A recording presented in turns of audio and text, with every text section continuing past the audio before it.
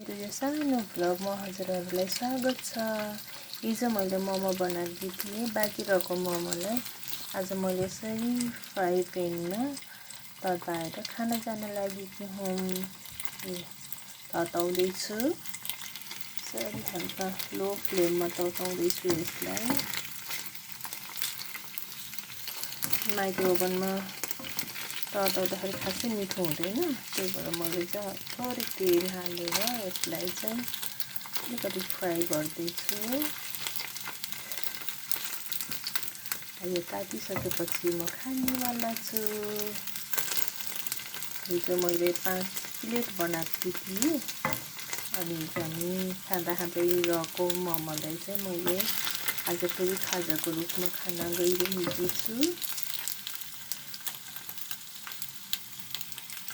यसरी मैले मोमोलाई फर्काई फ्राई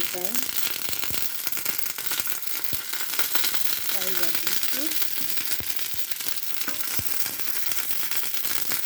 लगभग तातिसकेको छ मेरो मोमो। फ्राई पनि हल्का धेरै फ्राई गर्दिनँ, डिप फ्राई गर्छु।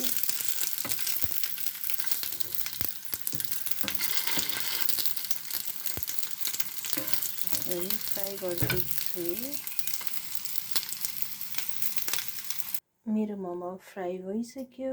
अब यसमा हिजो रहेको मैले अचार हाल्दैछु। यसरी मैले अचार राखेँ।